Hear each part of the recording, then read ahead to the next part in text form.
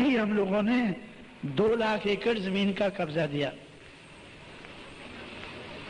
तो जो हम कहते थे कि जो जमीन सरकारी है वो जमीन हमारी है, तो लोगों को लगा कि भाई हमारी सरकार आई और इन्होंने वो करके दिखाया।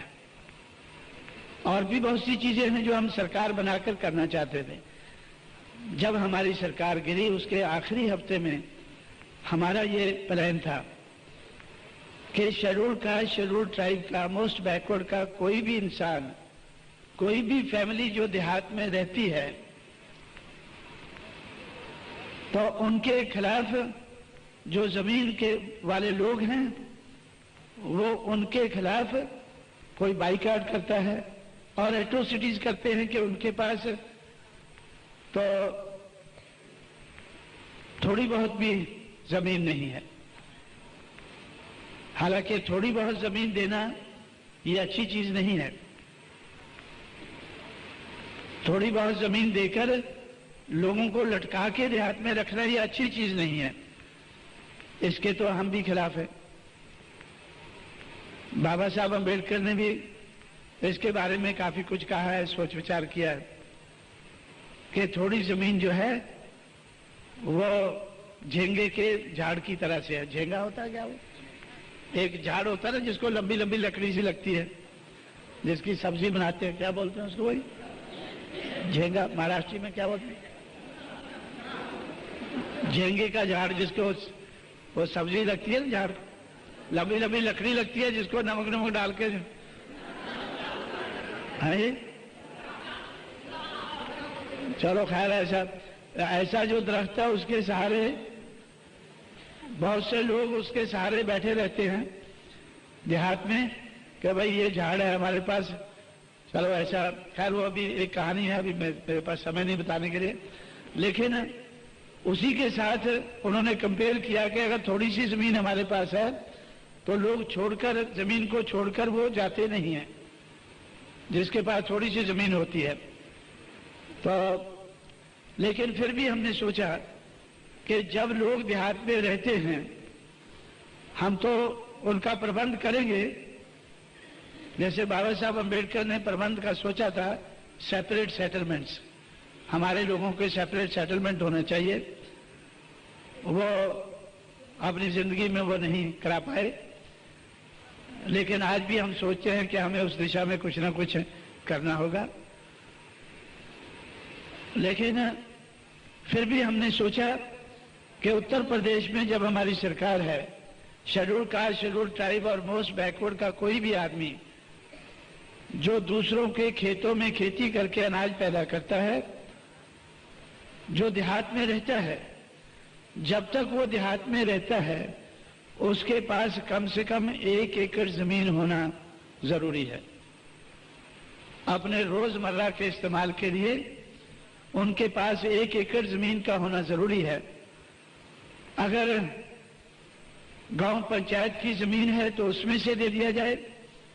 अगर सरकार के पास जमीन नहीं है तो सरकार एक्वायर करके वो जमीन हर फैमिली को कम से कम 1 एकड़ दे।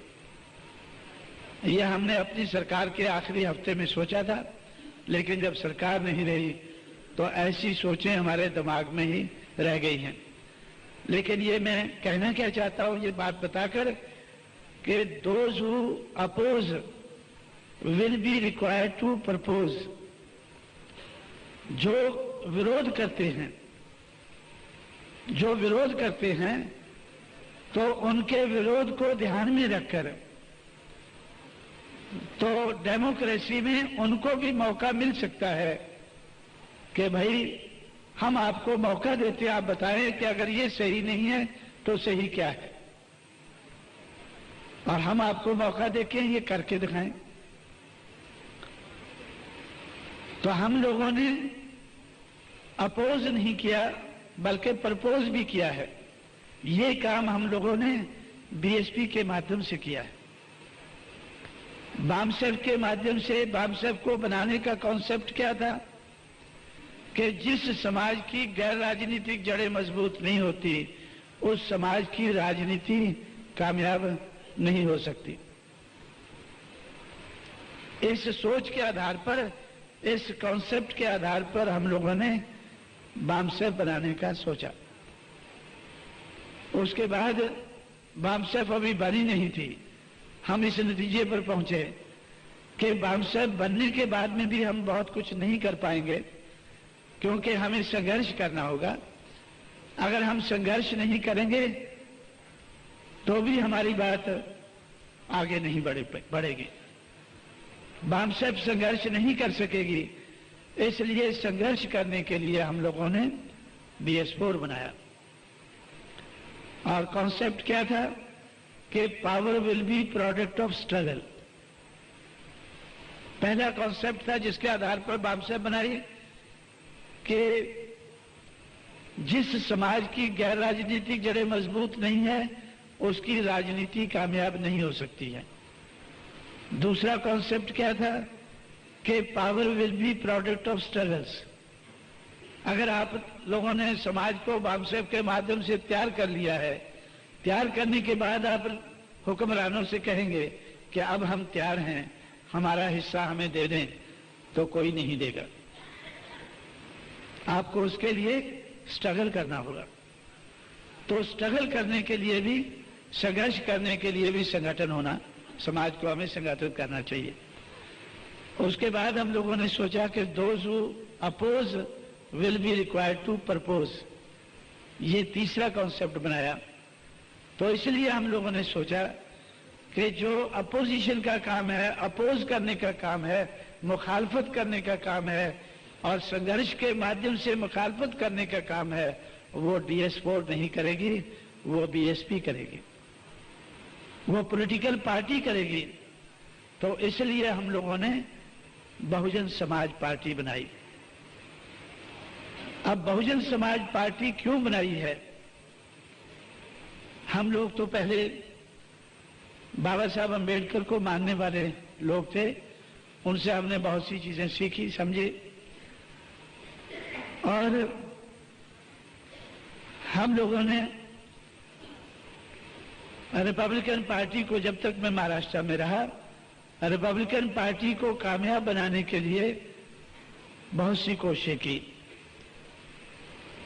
ये जो एजुकेटेड एम्प्लॉइज को मैंने ऑर्गेनाइज किया है, एजुकेटेड एम्प्लॉइज को रिपब्लिकन पार्टी को कामयाब बनाने के लिए मैंने सोचा था। और पूना में हम लोगों ने एजुकेटेड एम्प्लॉइज को ऑर्गेनाइज करके, आप लोगों ने तो बाद में कुछ किया नहीं इतना जितना मैंने पूना में किया था। हमने दादा साहब रूपवते को मेंबर पार्लियामेंट अनाउंस कर दिया था। मेंबर पार्लियामेंट की उनको हम तनख्वाह देते थे, मेंबर पार्लियामेंट की उनको सहूलतें देते थे। आप कहीं भी घूमो तो एजुकेटेड एम्प्लॉइज आपका पूरा खर्चा बर्दाश्त करेंगे। मैं एजुकेटेड एम्प्लॉइज से पैसा इकट्ठा करके उनके दफ्तर चलाता था। जिन लोगों ने पूना का पहला दफ्तर मेरा देखा होगा बामसेफ का, तो 2 कमरे का दफ्तर था। अगले कमरे में बामसेफ चलती थी और पिछले कमरे में, बीच में दरवाजा था, पिछले कमरे में RPI चलती थी। और पिछले कमरे में ही टाइपिंग मशीन होती थी, साइक्लोस्टाइलिंग मशीन होती थी। तो सारे सर्कुलर, सारा कारोबार उनका हम बामसेफ के ऑफिस से चलाते थे। दादा साहब रूपवते को हमने मेंबर पार्लियामेंट घोषित कर दिया और बाजीराव कामले को हमने MLA घोषित कर दिया।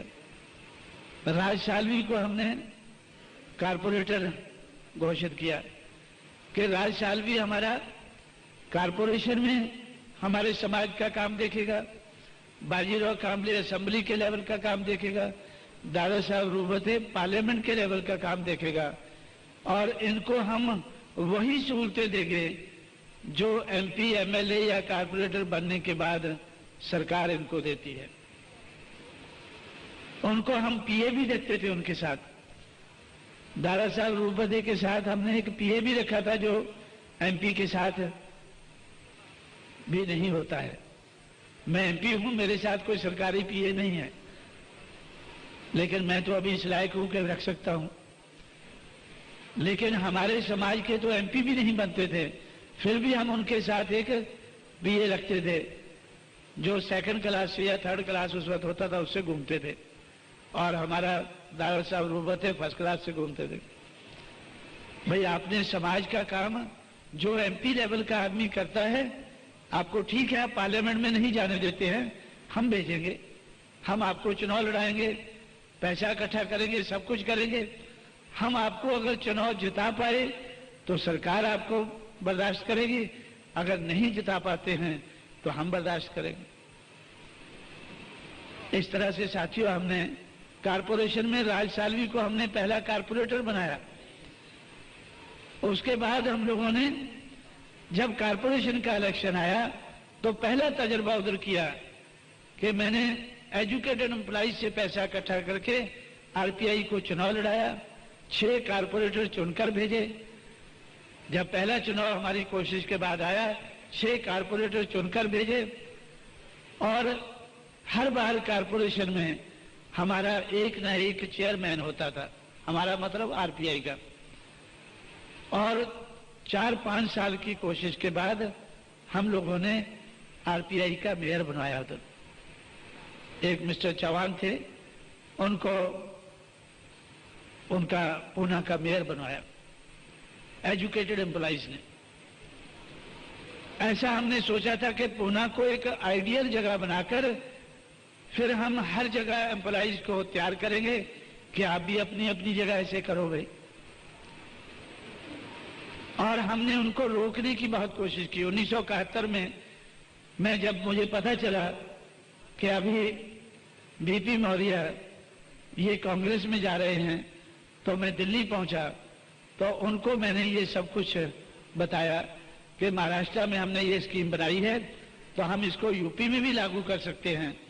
तो आपको भी हम, अगर आप मेंबर पार्लियामेंट बन जाएं चुनाव में आरपीआई की तरफ से तो ठीक है, अगर नहीं बनते हैं तो आपको हर फैसिलिटी देना ये जिम्मेवारी हमारी होगी। आप आरपीआई छोड़कर ना जाएं, आप कांग्रेस में ना जाएं। उन्होंने मुझसे कहा, अभी भी मैं उनकी थोड़ी कदर करता हूं, महाराष्ट्र के नेताओं के मुकाबले में मैं उनकी अभी भी कदर करता हूं थोड़ी सी। क्यों करता हूं? उन्होंने मुझसे कहा कि भाई आप तो आदमी तो ठीक लगते हैं, जब हम महाराष्ट्र में आते थे तो आप हमारी सेवा भी करते थे, तो इसलिए तो मैं तो आपकी कदर तो करता हूं, लेकिन मैं आपसे सहमत नहीं हूं। ये एजुकेटेड एम्प्लॉइज ज्यादा देर हमें नहीं चला पाएंगे,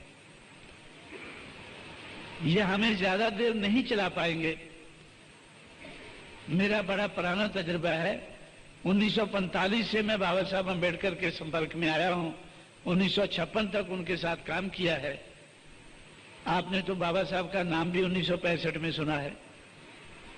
तो इस दिशा में मैं 45 साल, 1945 में मैंने उनके साथ काम करना शुरू किया था। मैं अपने लोगों को अच्छी तरह से समझता हूं। बाबा साहब अम्बेडकर को भी इन्होंने ज्यादा सहयोग नहीं दिया है, ये हम लोगों को कहां तक सहयोग देंगे ये मुझे भरोसा नहीं है। इसलिए मैं फैसला कर लिया है, जिसके लिए मैं उसको आज भी कदर करता हूं उसकी, कि मैंने फैसला कर लिया है कि हम लोग समाज का तो 1945 से चलकर आज तक समाज का तो कुछ कर नहीं पाए। अगर इस मौके पर मैं कांग्रेस में ना गया तो अपना भी कुछ नहीं कर पाऊंगा। ये मौका चूकना नहीं चाहिए। अगर हम समाज का कुछ नहीं कर पाए तो हमें अपना तो कुछ कर लेना चाहिए। उसने ऐलान करके अपना कुछ करने का फैसला किया, लेकिन महाराष्ट्र के नेताओं ने बगैर ऐलान किए ही काम शुरू कर दिया। जिनको हम एमपी की एमएलए की सहूलतें देते थे, वो हमारी सहूलतों के आधार पर इधर उधर घूमते थे, समाज का काम कम करते थे और वो कांग्रेस में जाने का काम ज्यादा करते थे।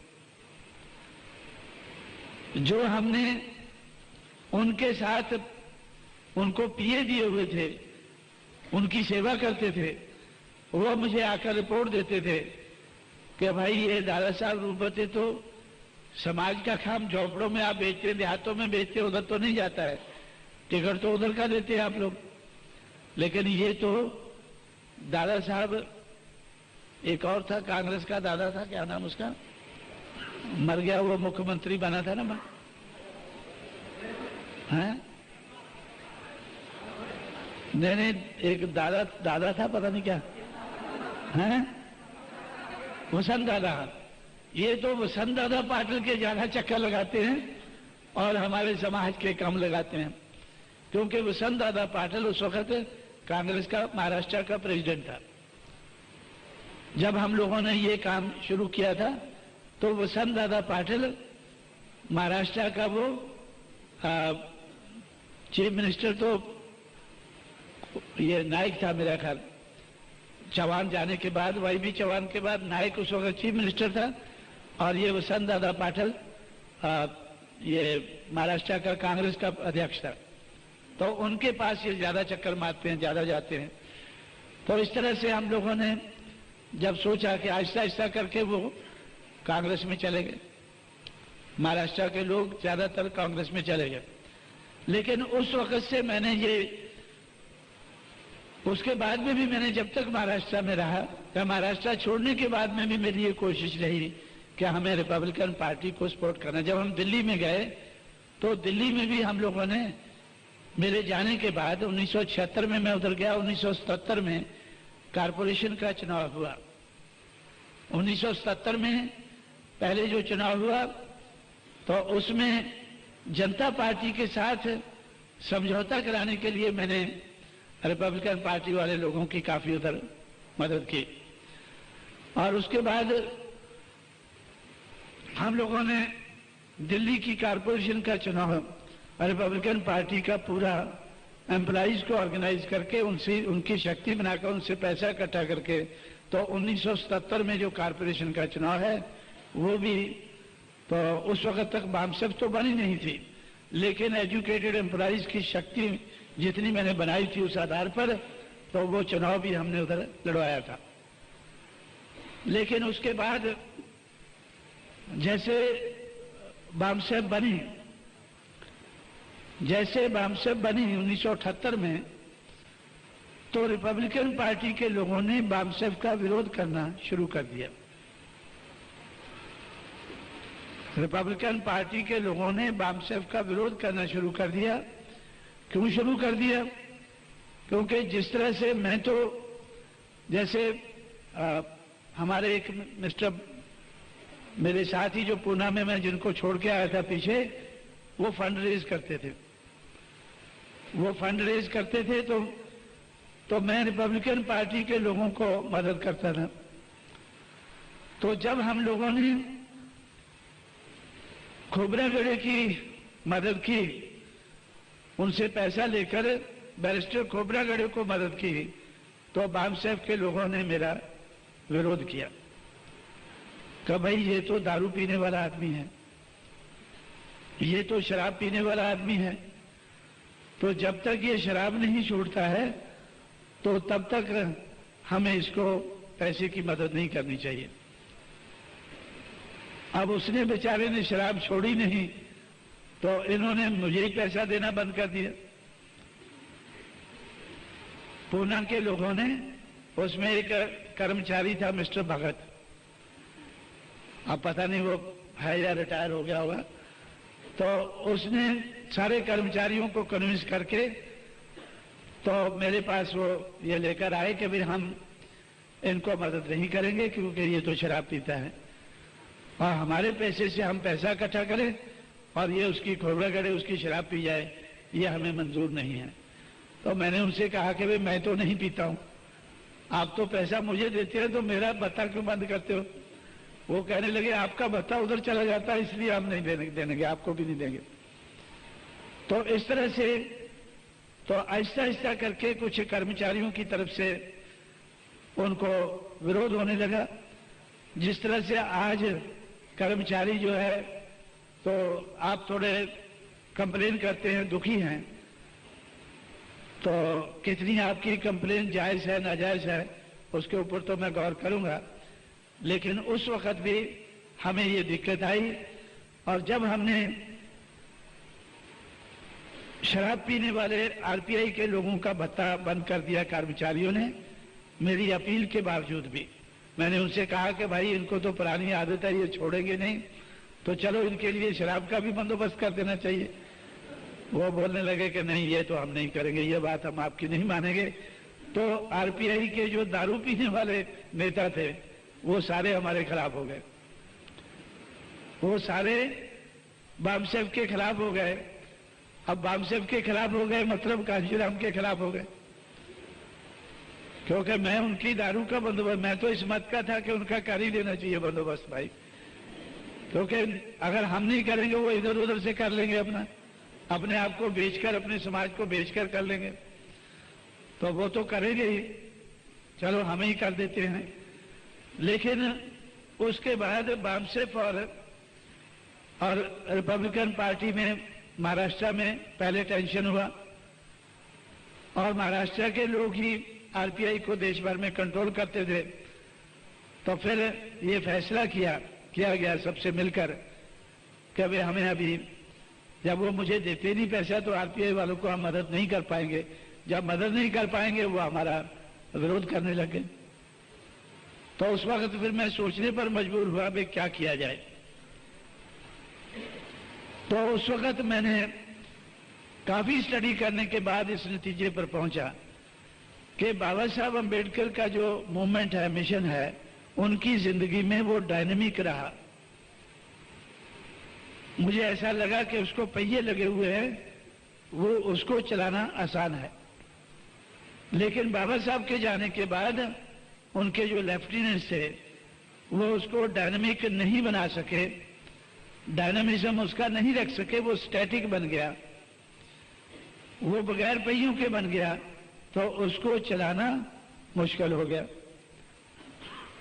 तो इस तरह से तो मैंने सोचा कि इस मूवमेंट को अगर हमने चलाना है तो डायनेमिक बनाना होगा, इस मूवमेंट को हमें डायनेमिक बनाना होगा। बाबा साहब अम्बेडकर ने पहले बहिष्कृत भारत 1922 में पब्लिकेशन शुरू किया, 1927 में उसका नाम जनता रख दिया, 1955 में प्रबुद्ध भारत रख दिया। बहिष्कृत भारत से शुरू करके प्रबुद्ध भारत तक वो पहुंचे, 1922 से शुरू करके 1955 तक। तो इस किस्म का डायनेमिज्म मुझे नजर आया। उन्होंने डिप्रेस क्लासेस इंस्टीट्यूट 1924-25 में बनाकर हमारे मूवमेंट को आगे बढ़ाने की कोशिश की। फिर इंडिपेंडेंट लेबर पार्टी बनाकर, फिर शेड्यूल कास्ट फेडरेशन बनाकर, फिर रिपब्लिकन पार्टी आखिर में बनाकर उन्होंने ऐसा ये हमारी मूवमेंट को आगे बढ़ाने की कोशिश की। तो मुझे ऐसा लगा इसमें भी मुझे डायनेमिज्म नजर आया कि बाबा साहब अम्बेडकर मौके के हिसाब से, वो चीज एक ही है, मिशन एक ही है, मूवमेंट एक ही है, लेकिन उसको मौके के हिसाब से उसके नाम बदलते रहे। तो मुझे ऐसा लगा कि उन्होंने शेड्यूल कास्ट फेडरेशन से बदलकर रिपब्लिकन पार्टी बनाने का क्यों सोचा कि जो शेड्यूल कास्ट फेडरेशन है ये तो सिर्फ शेड्यूल कास्ट के लोगों तक ही सीमित है। तो जिस किस्म का देश में कारोबार चल रहा है या वोट का अधिकार हमें मिला है, तो सिर्फ शेड्यूल कास्ट के आधार पर ही ये मूवमेंट कामयाब नहीं हो सकती है। इसलिए उन्होंने रिपब्लिकन पार्टी बनाने का सोचा होगा। तो मैंने सोचा कि भाई लेकिन रिपब्लिकन पार्टी जो है ये तो जो चलाने वाले इसको लोग हैं रिपब्लिकन पार्टी को, ये तो इसको शेड्यूल कास्ट फेडरेशन से भी नीचे ले आए हैं। बाबा साहब अंबेडकर जब तक जिंदा थे तो इस देश का जो ब्राह्मणवादी समाज है और उनकी पार्टियां हैं, उन्होंने बाबा साहब अंबेडकर को सिर्फ शेड्यूल कास्ट का लीडर बनाने का प्रयास किया कि बाबा साहब अंबेडकर सिर्फ schedule caste federation, schedule caste के नेता हैं, यही उनको बनाए रखने का उन्होंने प्रयास किया। लेकिन 1956 के बाद जो बाबा साहब अंबेडकर की मूवमेंट को चलाने वाले लोग थे, उन्होंने सिर्फ शेड्यूल कास्ट ही नहीं बल्कि बाबा साहब अंबेडकर को महारों का नेता रखने की कोशिश की। सिर्फ महारों का नेता वो बन के रहे तो उसकी कोशिश की। ऐसा मुझे लगा कि भाई ये तो और मूवमेंट सुकड़ रही है, ये मूवमेंट तो और सुकड़ रही है। और यही नहीं, जब तक मैंने महाराष्ट्र को छोड़ा नहीं था मेरे नोटिस में एक और बात आई कि महारों तक ही सीमित करने से वो खुश नहीं हुए, संतुष्ट नहीं हुए। उन्होंने महारों में भी आगे 4 टुकड़े करने की कोशिश की, बावने, बारके, लाडवन और सोमवंशी। किसी ने कहा कि वो तो बावने का है लीडर। भाई खोबरागढ़े किसका लीडर है? वो बावने का लीडर है। बावने या बारके क्या है वो? आप लोग कुछ लोग ज्यादा जानते होंगे। अगर साहब गायकवाड़ है, ये सोमवंशी का लीडर है। तो भाई अगर इस तरह से मूवमेंट को चलाओगे तो ये तो शेड्यूल कास्ट, पहले तो बाबा साहब अंबेडकर के जमाने में उनको शेड्यूल कास्ट तक उनके दुश्मनों ने सीमित रखा और बाबा साहब के जाने के बाद उनको महार लेवल पे ले आए और उसके बाद बावने, बारके, लाडवन और सोमवंशी लेवल तक ले आए।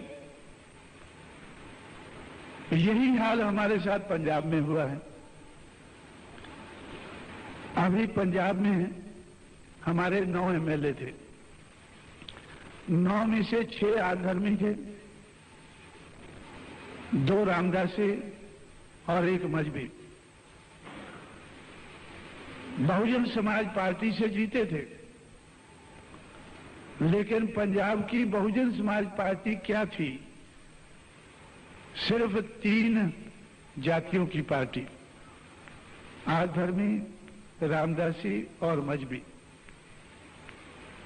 मैं उनको बताता रहा कि भाई ये तो मनुवाद के आधार पर, जिनको जाति के आधार पर तोड़ा गया है, उन सारी जातियों को जोड़ना है, तब ये बहुजन समाज बनेगा।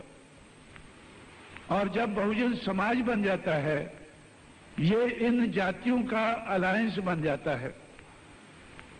अगर हम इन जातियों का तोड़े हुए लोगों को जोड़कर उनका अलायंस बना देते हैं, वो आपस में सीटें बांट लेते हैं, एक दूसरे को मिलकर जिताने लगते हैं, तो फिर हमें किसी और से अलायंस करने की जरूरत नहीं पड़ती है।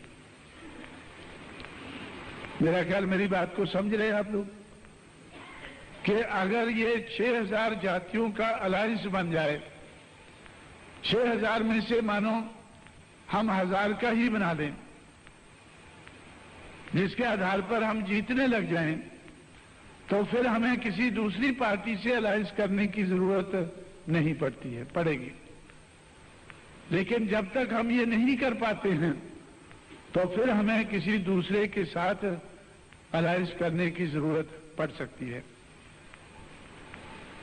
जैसे पंजाब में हम लोगों ने पिछला चुनाव अकालियों के साथ मिलकर हमने लड़ा। 3 सीटें हम जीत गए, पार्लियामेंट की 8 वो जीत गए। अब इस वक्त भी बहुत से लोग सोचते थे कि फिर हमें उनके साथ अलायंस कर लेना चाहिए, कि उनके साथ अलायंस करके वो भी जीत जाएंगे, हम भी जीत जाएंगे। लेकिन उन्होंने फैसला किया कि वो बीजेपी के साथ करेंगे। तो फिर क्या करना चाहिए? फिर हमारे साथी सोचे कि कांग्रेस से कर लेना चाहिए। लेकिन कांग्रेस वालों ने सोचा कि काशीराम ने हमें उत्तर प्रदेश में नीचा दिखाया है, हम इसको पंजाब में नीचा दिखाएंगे।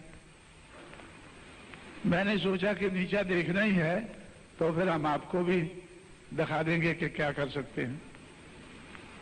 तो इस तरह से साथियों, तो मेरा अभी भी विश्वास है, अभी भी मैं पंजाब में जो छोटी सी स्टेट है, तो 2 साल के अंदर अंदर मुझे भरोसा है कि हम बहुजन समाज की अपनी सरकार बना सकेंगे। क्योंकि अकाली पार्टी की सरकार आज तक कभी 2 साल चली नहीं है, अभी भी चलने की संभावना नहीं है। अगर 2 साल के अंदर फिर हमें दोबारा मौका मिलता है तो तब हम बहुजन समाज की सरकार बना पाएंगे, किसी से समझौता किए बगैर, किसी से अलायंस किए बगैर। लेकिन शर्त यही है कि हमें इन लोगों का अलायंस बना देना चाहिए जिसका नाम मैंने बहुजन समाज रखा है। बहुजन समाज क्या है? मनुवाद के आधार पर गिराई गई जातियों का अलायंस है। अगर ये टूटे रहते हैं तो ये कमजोर रहते हैं, अगर जुड़ जाते हैं, अगर टूटे रहते हैं तो अल्पजन रहते हैं, अगर जुड़ जाते हैं तो बहुजन बन जाते हैं। तो इसी तरह से तो जब मैंने महाराष्ट्र में देखा कि भाई वैसे ही हम टूटे हुए हैं, अब इन्होंने मेरे देखते देखते इस पार्टी को, जिसमें बाबा साहब की पार्टी को, जिसको शेड्यूल कास्ट की पार्टी बाकी दुश्मनों ने उनके बना के रखा, तो बाबा साहब ने इनको बदलने की कोशिश की। इसका नाम रिपब्लिकन पार्टी रखा कि इसको हम, पता नहीं वो क्या करना चाहते होंगे, लेकिन मैंने ऐसा सोचा कि शायद इसको ब्रॉड बेस करना चाहते होंगे। किस आधार पर करना चाहते होंगे वो तो वही जानते होंगे। लेकिन जो मैंने सोचा कि अगर हमें ब्रॉड बेस करना है, शेड्यूल कास्ट फेडरेशन से काम नहीं चलता है, तो हमें शेड्यूल कास्ट ही नहीं बल्कि schedule caste, schedule tribe, other backward caste, जिन लोगों को मनुवाद के आधार पर, ब्राह्मणवाद के आधार पर जिनको तोड़ा गया है, उनको जोड़कर हम अल्पजन से बहुजन बनाएंगे और बहुजन बनने के बाद ये लोग अपने एमएलए बनाएंगे, अपने एमपी बनाएंगे। तो इसलिए हम लोगों ने अपनी पार्टी का नाम बहुजन समाज पार्टी रखा है। मुझे लगता है कि ये तो अभी तक आप लोगों को समझाया होगा अपने साथियों ने, लेकिन अगर नहीं समझाया है तो थोड़ा समय लेकर मैंने आपको ये समझाने की कोशिश की है कि बहुजन समाज पार्टी हमने नाम इसका रखा है। क्यों रखा है? क्योंकि हमें मूवमेंट को डायनेमिक बनाना है, कामयाब बनाना है। कामयाब बनाने के लिए तो जो इसमें बदलाव करना है वो हमें करना चाहिए। तो हम लोगों ने इसमें ये बदलाव किया है। तो जब हमने ये बदलाव करके आगे बढ़े हैं तो हमने आगे बढ़ के दिखाया है। पहले हमने बहुजन समाज पार्टी को 1% वोट हासिल करके इसको हमने रजिस्टर्ड कराया। आजकल तो बगैर 1% वोट के भी रजिस्टर हो जाती है, लेकिन जब हमने बहुजन समाज पार्टी बनाई थी तब रजिस्टर कराने के लिए भी 1% वोट चाहिए था। 1985 के चुनाव में, मार्च 1985 के चुनाव में हम लोगों ने 1% से ज्यादा वोट हासिल करके इसको रजिस्टर कराया। फिर 89 के चुनाव में उत्तर प्रदेश में हमने इसको रिकॉग्नाइज कराया। रिकॉग्नाइज कराने के बाद हमें उत्तर प्रदेश में हाथी का सिंबल मिल गया। जो हाथी बाबा साहब अम्बेडकर ने अपनाया था, उनके लेफ्टिनेंट से वो छूटकर जंगल में चला गया। तो जंगल से पकड़कर हम लोगों ने हाथी को अपने कब्जे में किया। 89 में 89 में हम लोगों ने हाथी को उत्तर प्रदेश और पंजाब में हमने पार्टी को रिकॉग्नाइज करा के हाथी को हमने अपनाया। उसके बाद 93 में हमारी पार्टी मध्य प्रदेश में भी रिकॉग्नाइज होगी। अब 96 में हमारी पार्टी जम्मू कश्मीर में रिकॉग्नाइज हो गई। तो जम्मू कश्मीर, पंजाब, उत्तर प्रदेश और मध्य प्रदेश में रिकॉग्नाइज होने के बाद आज हमारी पार्टी नेशनल लेवल की पार्टी है। आज हमारी पार्टी नेशनल लेवल की पार्टी है। हमने छोटे से जीरो से शुरू करके इसको इधर तक लाया है। गैर राजनीतिक जड़ें बनाकर ही इधर तक हमने लाया है। गैर राजनीतिक जड़ों को मजबूत करके ही इधर तक लाया है। पहले हमने ये, मैं समझता हूं कि 3 दिमाग, हुनर और पैसा, इन तीनों के हमने जनरेटर बनाए और ये जनरेटर छोटी कैपेसिटी के थे। ये जनरेटर छोटी कैपेसिटी के थे। जब 78 में बामसेफ बने तो उस वक्त बामसेफ हुआ, तो उस वक्त, ये कब तक बुक है हमारा? हाँ? तो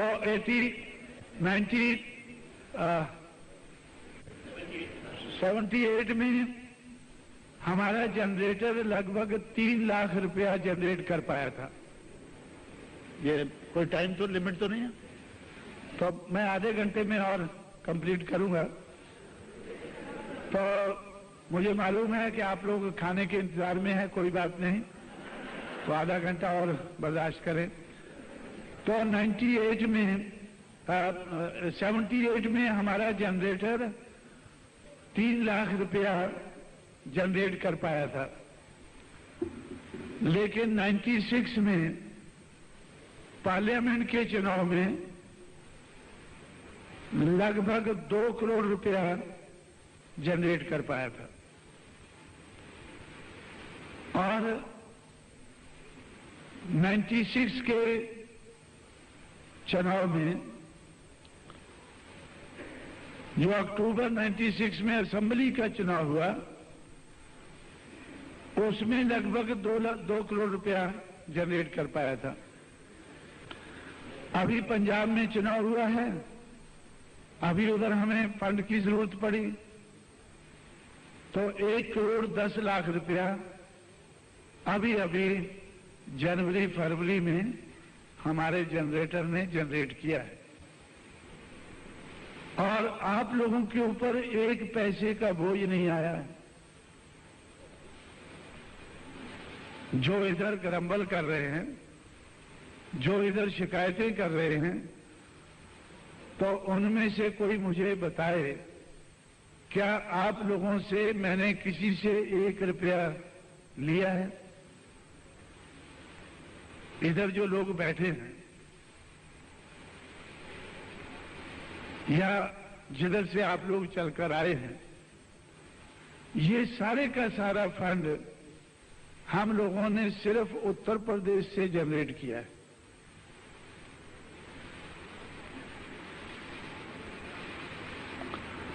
अब जनरेटिंग कैपेसिटी हमने बढ़ाई है, जनरेटिंग कैपेसिटी हमने बढ़ाई है। दूसरों के मुकाबले में, दूसरी पार्टियों के मुकाबले में ये कुछ भी नहीं है। हम लोगों ने उत्तर प्रदेश से 1 करोड़ 10 लाख रुपया जनरेट करके पंजाब में लगाया, लेकिन 1 करोड़ 10 लाख रुपया प्रकाश सिंह बादल ने गिद्दड़वा की एक एमएलए की सीट जिताने में, प्रकाश सिंह बादल ने जो अभी मुख्यमंत्री बना है, उसने एक एमएलए की सीट को जिताने में इससे ज्यादा रुपया लगाया। गिद्दड़वा की सीट को, जिधर से अकाली पार्टी का रिवाइवल उन्होंने शुरू किया, एक सीट को जिताने में 1 करोड़ 10 लाख रुपए से ज्यादा उन्होंने लगाया। मैंने उनसे कहा कि भाई आप इतना पैसा क्यों लगाते हैं? उन्होंने कहा कि कांग्रेस वाले इससे ज्यादा लगा रहे हैं, कांग्रेस वाले इससे ज्यादा लगा रहे हैं।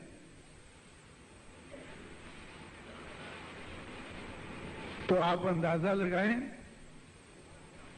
कि मैं तो बहुत प्रसन्न हूं कि मैं अभी एक चुनाव के लिए 1 करोड़ रुपया जनरेट करने वाला बन गया हूं, लेकिन एक एमएलए की सीट के ऊपर हमारे विरोधी लोग, जिनका हमें मुकाबला करना है, वो 1 करोड़ से ज्यादा खर्च करते हैं। और झारखंड मुक्ति मोर्चा के 4 एमपी कभी बेल में कभी जेल में हैं। किस लिए हैं? कि उन्होंने लगभग 4 करोड़ रुपए में अपने आप को